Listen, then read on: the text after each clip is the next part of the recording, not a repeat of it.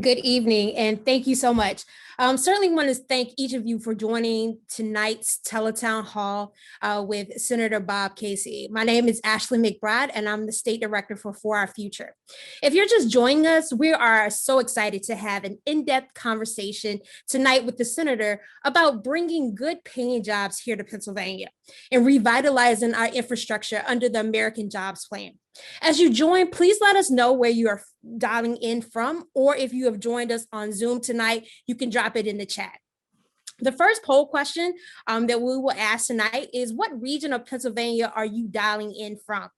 You will press 1 for Western Pennsylvania, 2 for the Southeast, 3 for Northeast, 4 for Northwest, and 5 for Central.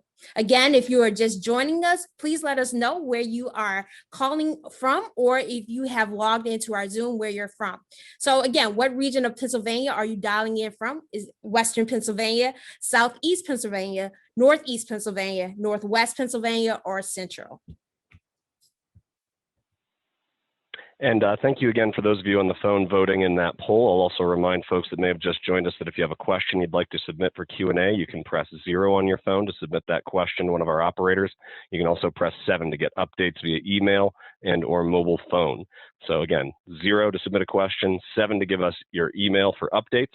And next I'm going to turn it over to Jeff Garris with 99% Pennsylvania to take us forward. Go ahead, please, Jeff.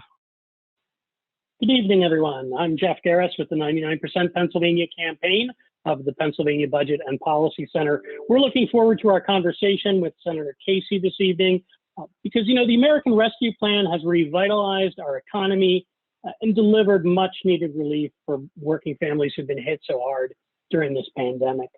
Now our sights are set on the next long overdue investments, rebuilding our infrastructure, including our decaying roads and bridges, and bringing jobs right here to Pennsylvania that will work on doing just that.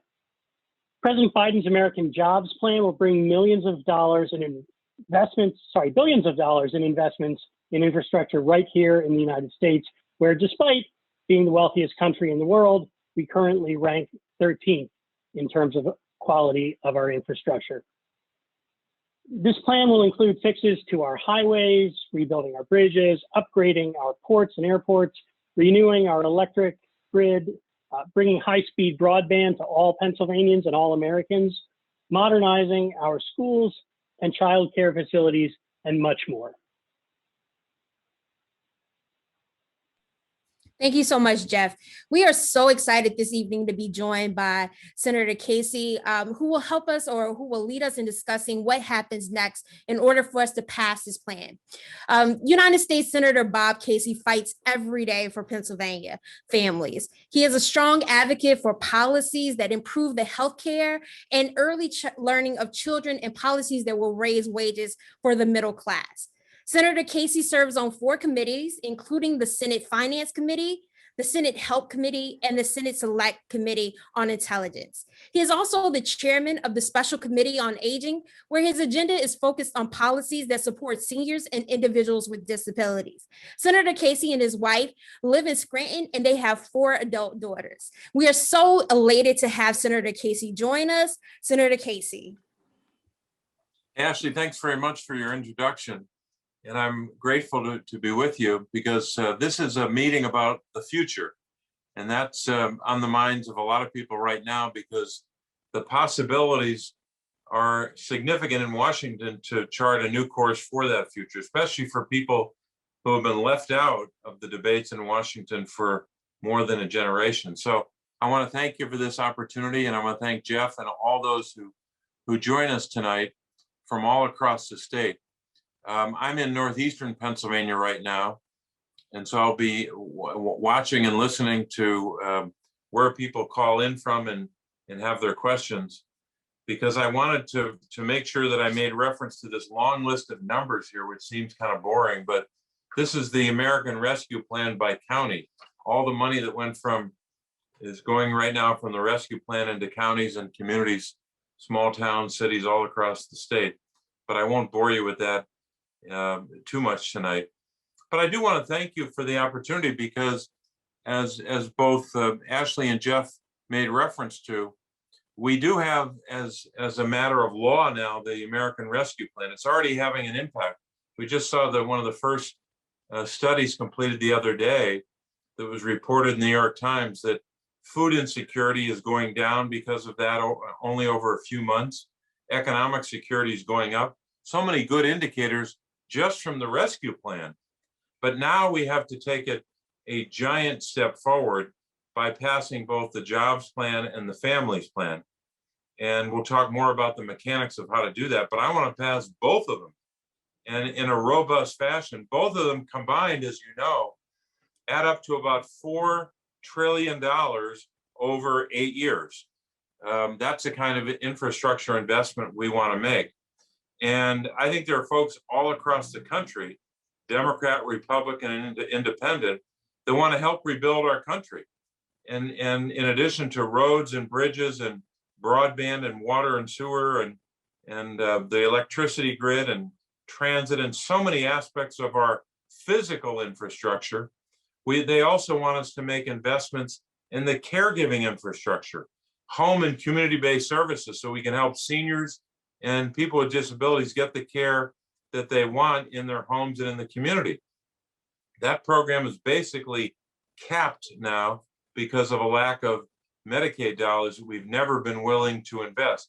We're going to do that because Joe Biden and Kamala Harris outlined $400 billion just for that part of the jobs plan. Then you get to the families plan, and that's even more in terms of human infrastructure. Universal pre-K for all 3 and 4-year-olds.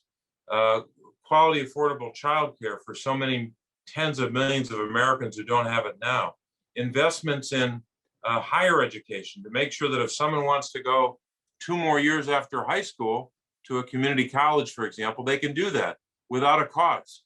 We should make sure that they have that opportunity. Instead of 4 years of high school, we want to make sure that those individuals have 6 years of education so they can start down the pathway to leading a more successful life.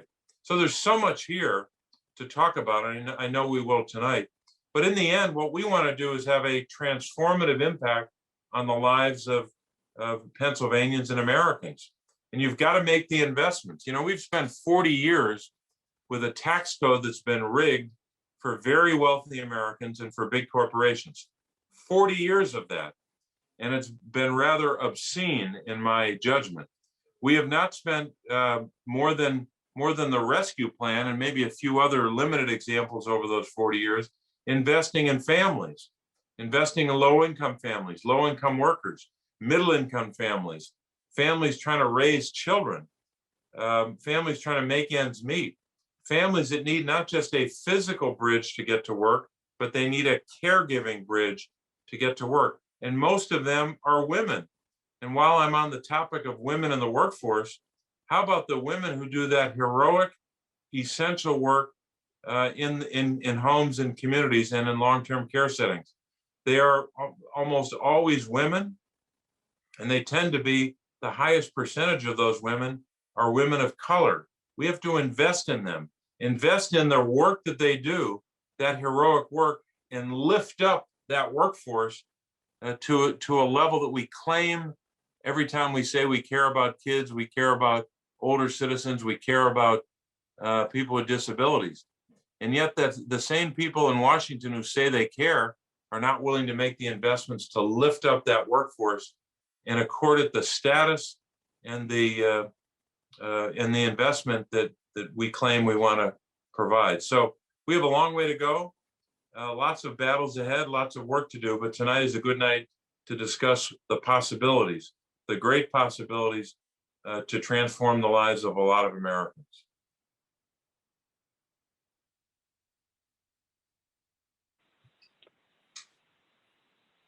Senator Casey, thank you so much for being with us here tonight and sharing your thoughts. We are taking questions right now on the phones and online, but I'd like to start off by asking you and noting that in response to the pandemic, Congress enacted enhanced unemployment assistance to address major weaknesses in our unemployment system, including large gaps in coverage. You know, gig workers, self-employed people, independent contractors were not included previously, and inadequate benefits. But these changes are just temporary. And in fact, now we see a growing number of states are dropping out of the temporary federal unemployment assistance programs. And as we've seen this week, some in the General Assembly in Harrisburg would like Pennsylvania to do the same thing. Do you support making these unemployment reforms permanent? And what do you think is the likelihood that we'll see this in legislation for recovery? Well, Jeff, it's a great question because the debate about unemployment, I think, has been influenced by the perspective that some in Washington have when it comes to helping folks that are hurting, whether it's unemployment assistance that's above the level that someone gets in a typical unemployment check. Initially $600 for a few months, and then that stopped completely until the $300 didn't pick up until January. A lot of people forget that there was zero help between the 1st of August and really the 1st of January. So that's when the $300 came in. But it always seems when we're talking about helping the unemployed, helping folks with food assistance, helping people get health care, helping folks with health care or child care or all these kind of supports we want to provide to families, it seems like the people that complain about that are the same ones that want to give away the store to those big corporations I mentioned and very wealthy Americans. So it's been a very ideological argument. I think we've got to continue to support folks who have had trouble transitioning and need help with regard to unemployment. I think we also have to have other supports for that family. That's why the tax credits that were greatly enhanced in the rescue plan, the child tax credit, the earned income tax credit for low-income workers, and the child and dependent care tax credit, the shorthand for that is the child care credit, all of those have to be continued, and I would hope in each instance be made permanent. So there are a lot of features of the rescue plan that we've got to continue because a number of workers and families are going to have a hard time transitioning from where we've been in the pandemic with the economy in the ditch to getting that family back up on the road again and moving forward into the future together.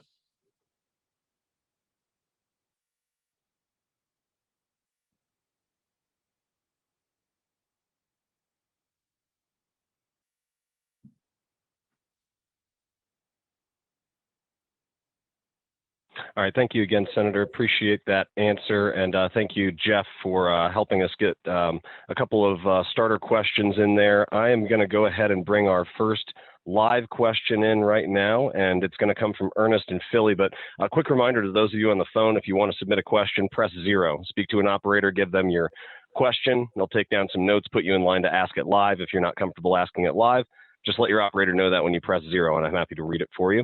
We've also got quite a few questions coming in from Zoom, and we'll be reading those as well and asking for answers from our panelists. So thank you again to those of you on the phone. Again, 0 to submit a question for Q&A, and you can press 7 here if you'd like to give us your email address or mobile phone number to receive updates. Let's get Ernest up live. Hey, Ernest, thank you for being on the phone with us. Go ahead with your question for Senator Casey and our panel. Hey, Ernest, I'm having some trouble hearing you. Are you far away from your phone? I noticed in my neighborhood that all the bridges are old and rusty and like get ready to cave in. I don't even know when they're going to fix it. You have them be paid before something drastic happens. Got it. So those neighborhood bridges in your neighborhood in Philly are looking like they're in disrepair already? Yes, they are. And you're wondering when there might be some assistance coming. Got it. Thank you, Ernest. Who can take on this question from Ernest?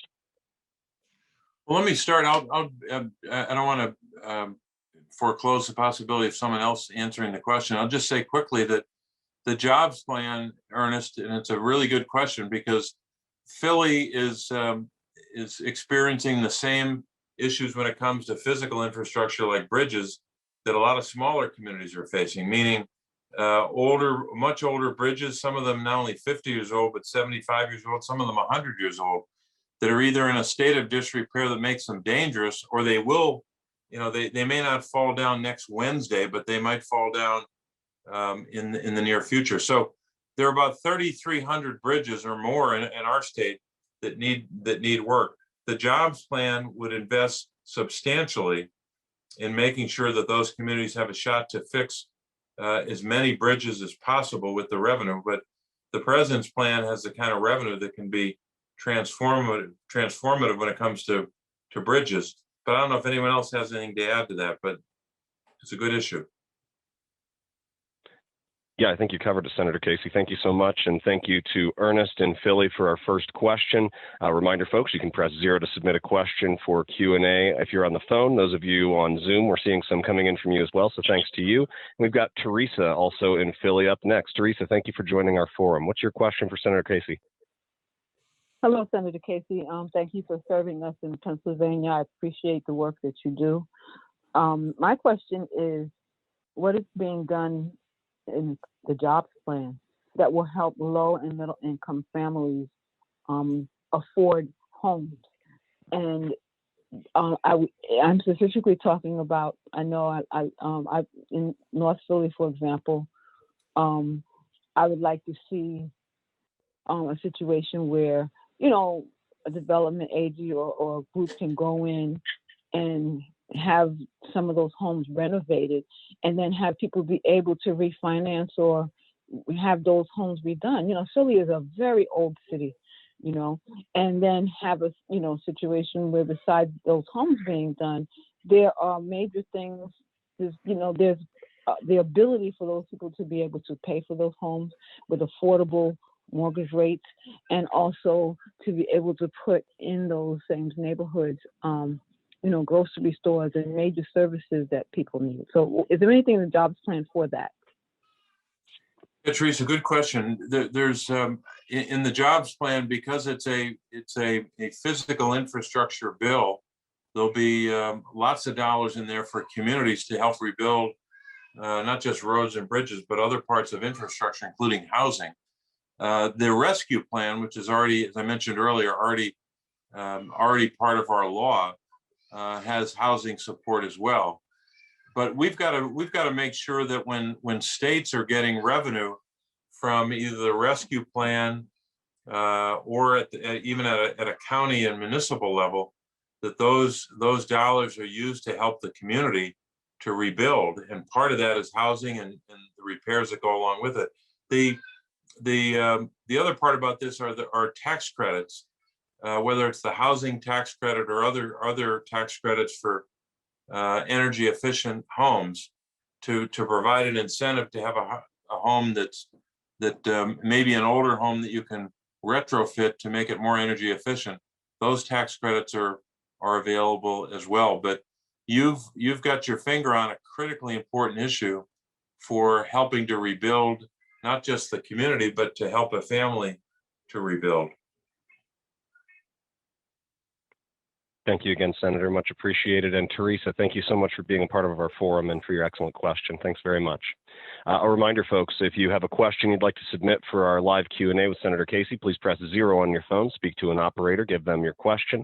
And if you're not comfortable asking it live, make sure you let your operator know, and I'm happy to read it. But looks like Judith in Swarthmore is happy to go live with us. Judith, you're on the line with Senator Casey. What's your question? Senator Casey, first of all, thank you for your long years of wonderful service to the Commonwealth.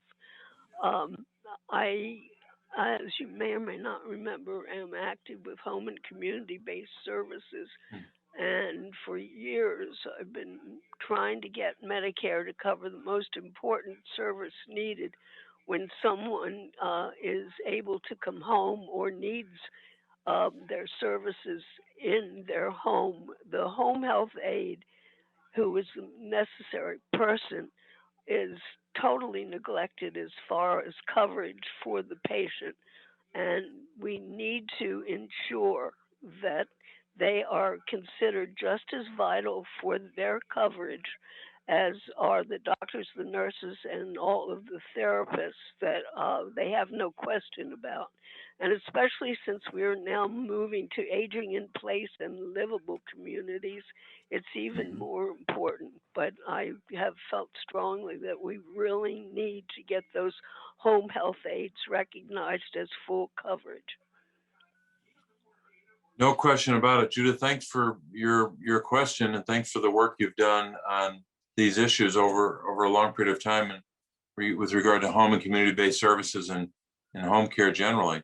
You know, one of the most important features of the jobs plan is that section or that provision that's dedicated to home and community-based services, $400 billion. And I'll say it again, that it's really about three groups of Americans, right? It's about seniors, of course, who want to have services in their home or in the community. Folks with disabilities, many of whom have no other options, and many of whom can get to work every day if they get a little bit of help in the morning to get them ready for work. Sometimes that's all someone needs, and they can have a significant disability and still get to work every day, but they need help getting started. Thirdly, it's of course about those workers that you point to, those workers who were always essential, but obviously in the midst of the pandemic were even heroic, going into homes, putting themselves at risk for the virus, and still doing that important work. We have to lift them up. We've got to make sure that they not only have a chance for a better wage, but they ought to be able to join a union. And if you join a union, it's highly likely your pay will be higher, your benefits will be better, and you will have a career path as a home care worker or a worker providing home and community-based services. And joining a union is also necessary because that pay scale nationally, just imagine this, in the greatest country in the world, those who work in this field are paid on average $12 an hour.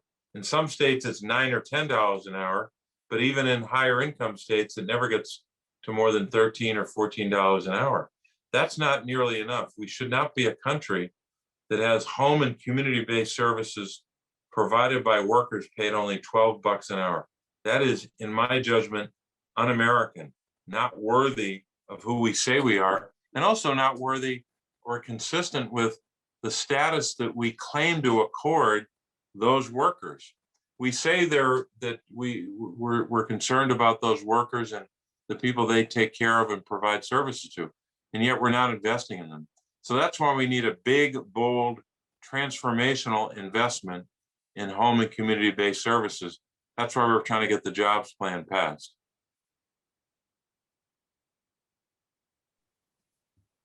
Senator, again, we just want to Thank say, you. sorry, Ian. Senator, just want to say thank you again for joining us this evening. You have been truly an advocate for Pennsylvanians. I want to ask something regarding one of the things we do is with our issue advocacy, when we're having conversations on doors with those individuals across the Commonwealth, we don't start off telling people what they should care about. And a lot of times we're talking to people who are talking about hyperlocal issues or really the things that they're facing in their own homes. When we look at directing state and local stimulus funds to the right place, this is something that you've been talking about a lot this year. Is there a real risk that these funds could go to areas that they aren't intended? And if so, is there anything that folks who have joined us, whether on Zoom or Facebook or on the phone, can do to prevent that from happening? Well, it's a great question because for most of last year, starting after the CARES Act passed in late March, the CARES Act in 2020 was the only one of those series of COVID-related bills that had a direct allocation for state and local governments. We wanted to expand that throughout May and June and July and going forward to the end of the year. But the Republicans in the Senate and the House blocked it. They didn't think that any state needed any extra help. They didn't think any county needed any extra help, nor any local municipal government. So we had to pass the rescue plan on our own, only with Democratic votes, and then a tiebreaker by the Vice President Kamala Harris.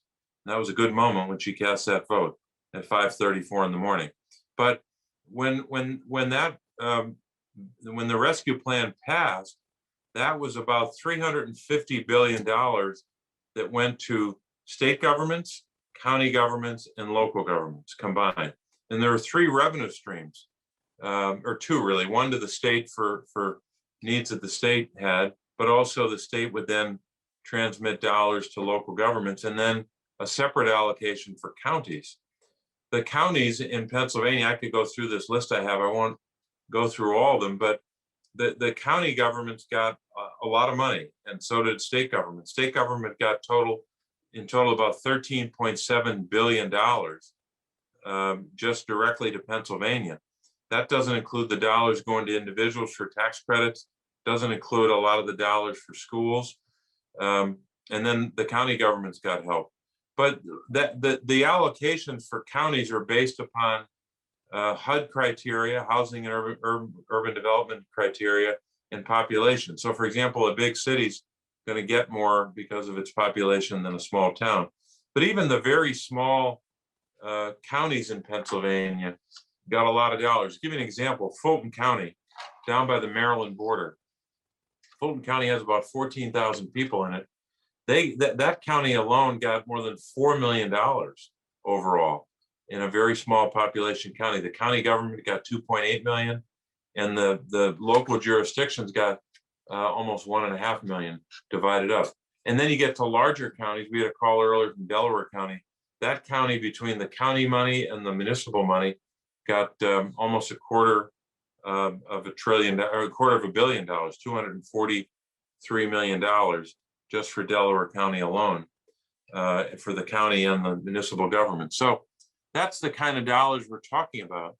And the allocations aren't arbitrary. They're based upon the population of the community, the needs of the community, based upon HUD criteria. But these are big dollars, and when you separate those dollars from what the individuals got in the rescue plan, just think about this. Just think about the individual families that benefited. The number of Pennsylvanians who got the $1,400 check was above 8 million Pennsylvanians out of our population of a little less than 13 million. So a lot of Pennsylvanians are getting the $1,400 check. A lot of Pennsylvanians starting in July will start to get the child tax credit. That's gonna affect more than 90% of families in Pennsylvania that have children. So these are big numbers, and it's about time we made these investments. Thank you again, Senator. Thank you, Ashley. And great questions. Again, really appreciate everybody who's participating tonight. I'll remind you, you can press 0 to submit a question for Q&A if you're on the phone. And for those of you on the phone as well, I'm seeing we've got Karen asking how she can volunteer to help some of these initiatives. Karen, if you haven't already, you can press 7, give us your email address and or your mobile phone number to get updates. And you'll also receive action items that allow you to get more involved. So again, press 7 if you'd like to give us your email or your mobile number so you can get those kinds of updates. And we're going to go to our next live question coming to us from Harleysville, but looks like quite a few folks have this question tonight. So thank you, Catherine, for bringing it into our forum. You are live on the line with Senator Casey. Please go ahead. Hello, I thought somebody was going to read my question, but Senator Casey, it's nice to speak with you, and thank you so much for all that you do. My big question is, I am such a proponent of all the things that the Democrats are putting forward, and the jobs bill specifically, but I am concerned that the Republicans seem to be blocking it, with such a close majority in the Senate. So I was wondering if you thought there was a chance that the filibuster would be overcome so that the jobs bill could be passed and the Democrats could finally get some work done. Well, Catherine, thanks for your question. And it's a question that's arising in a couple of different contexts. In the context of passing the jobs and families plans, I think we can get much of those two initiatives passed with 50 votes plus the vice president breaking the tie through budget reconciliation. But there are certainly other issues like Senate Bill 1, which deals with protecting voting rights from the ravages of these right-wing legislatures around the country that are trying to undermine the votes of Black Americans and others who live in communities of color. They're trying to do everything they can to prevent people from voting. Instead of having what we had in 2020, a record turnout, they're trying to suppress the vote. And it's as blatant as could be. That Senate Bill 1 to advance voting rights and voter protections, to make it more likely that we'll have higher turnout rather than lower turnout. It also has provisions that deal directly with this terrible dark money that, you have billionaires buying elections. With very little disclosure about who they are, what their special interests are. And it also deals with ethics as well for the executive branch, the judicial branch, and the Congress. So all of that is significant, and I believe essential, that we should not, we should stop at nothing to pass Senate Bill 1. Your question is directly pertinent to that, because we can't pass Senate Bill 1 through budget reconciliation with 50+1. Right now, under the rules, we need 60. I think we should change the rules, at least for that bill. If someone didn't want to change it for everything, that's their prerogative. But at a minimum, to protect voting rights, if we don't protect voting rights, there's not much use for Congress to do anything right. So I think we should change the rules, either in a limited sense or in a broader sense, so that we can get major issues done and achievements over the goal line, so to speak, for the American people on infrastructure or voting rights or immigration or police reform, climate change. You go down the list, it's a long, long list of things that we should be getting done for the American people. And if that means we have to change a rule, it's not a law, it's not a constitutional provision, it's just a rule in the Senate. That means we have to change it to drop the 60 down to 51. We should do it.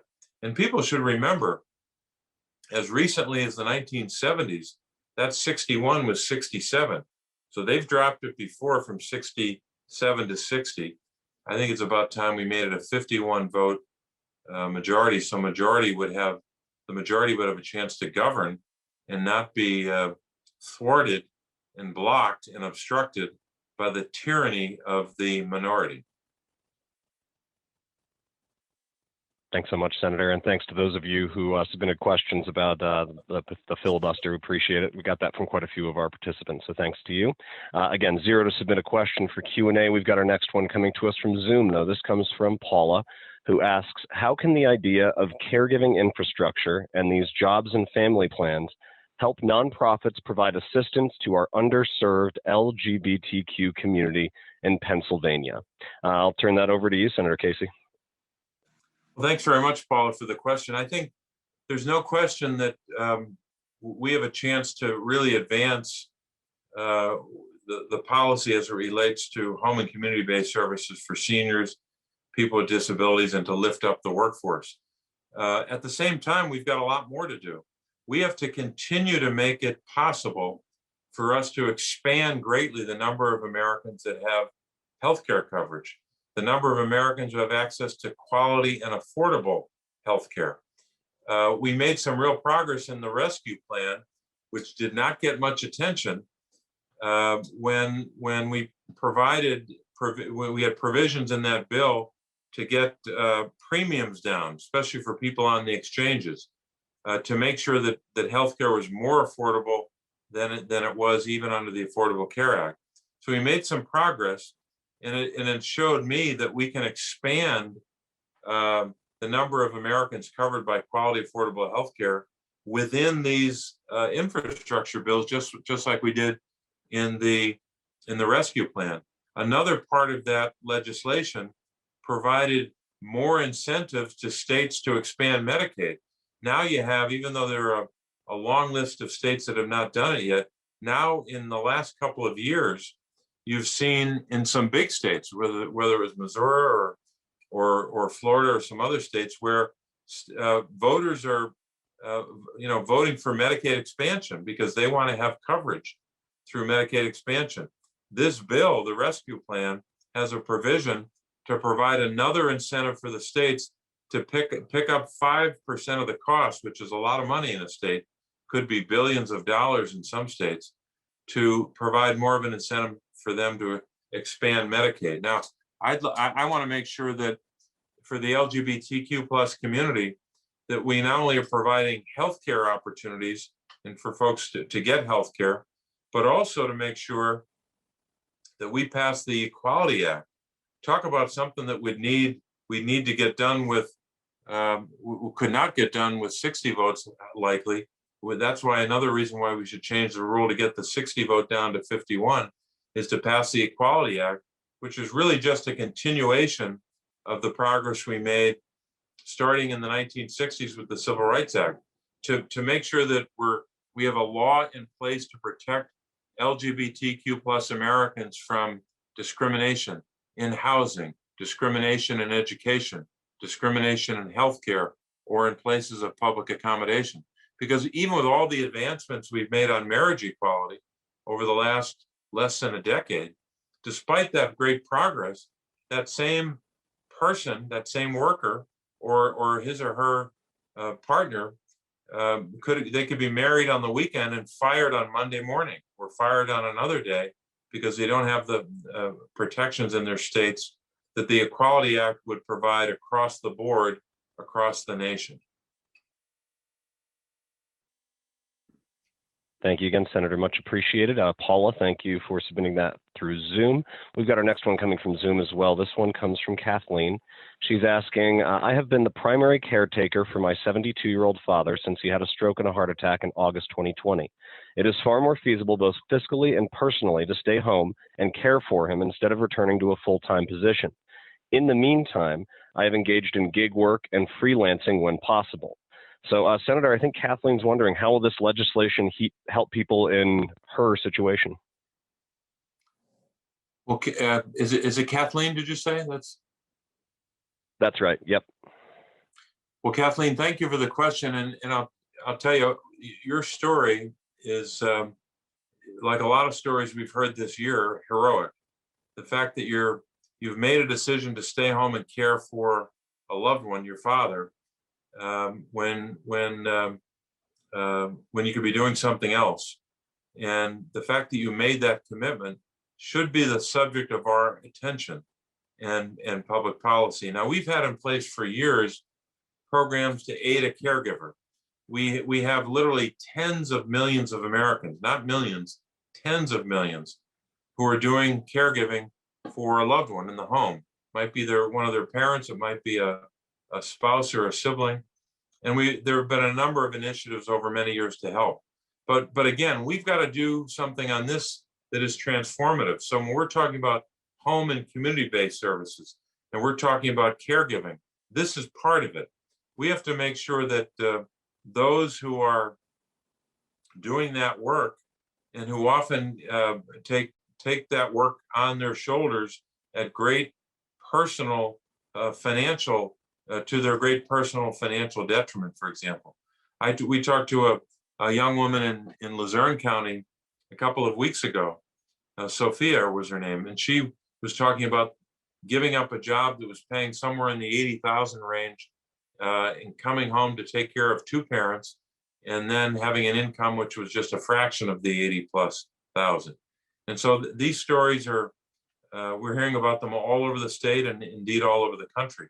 We have to invest and lift up and help those caregivers, whether it's a home care worker who's working for an agency who doesn't have a union and is paid a very low wage, or whether it's an individual who's providing that care for their family member and is provided some help, but not nearly enough to make ends meet. So much of this care is, if it's not 24 hours a day, it's a lot of hours in a day. So we got to make sure that we pass both the jobs plan and the families plan to help lift up those caregivers.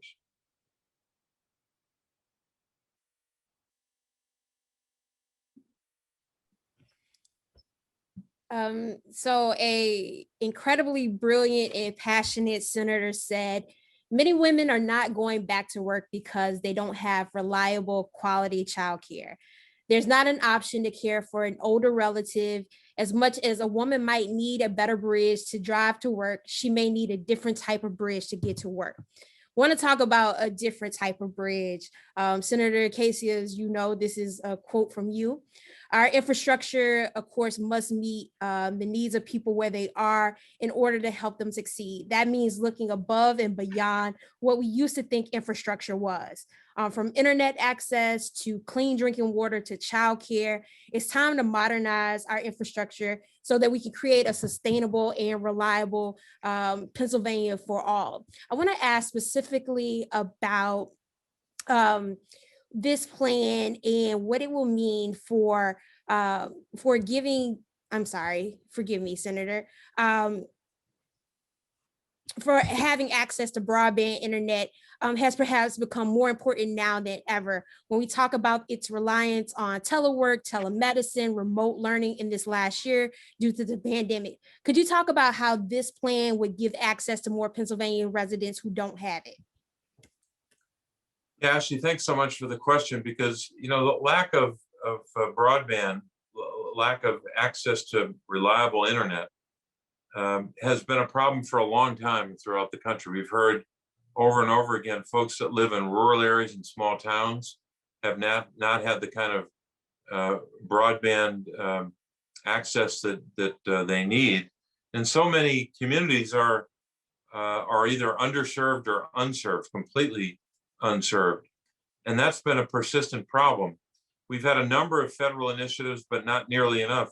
Joe Biden really, in this jobs plan, put a big number on it. He put a number on it that equates to $100 billion to focus on broadband.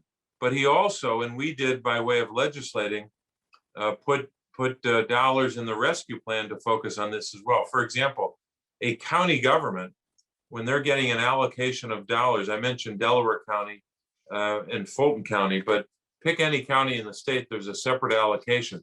They can use those dollars for a range of things. They can fill a hole in their budget that was caused by COVID-19, but they can also use it for, in the rescue plan, a limited set of infrastructure initiatives. One of them is broadband. So even in the rescue plan, which is already part of our law and is being implemented, there are opportunities on broadband. But when it comes to the jobs plan, that there's going to be a lot more in that for broadband, because this is pretty simple for people. This is not only lack of broadband hurting a small business, lack of broadband limiting what a family can do. It's as simple as this: children in school can't do their homework, and that was true in big cities like Philly, but a lot of small towns in rural areas. So what we tried to do in the rescue plan was to provide help to local governments who could provide help as well, but also to the state. The state, under the rescue plan, received more than $7 billion in state funding just for this purpose, for broadband. There's also a separate fund that Pennsylvania will get dollars from. It'll get almost $280 million from this, a capital projects fund, so a community can carry out specific capital projects in that community, so they can enhance the ability to have remote work done, or health monitoring, or have an education related reason for having broadband connectivity. The Federal Communications Commission got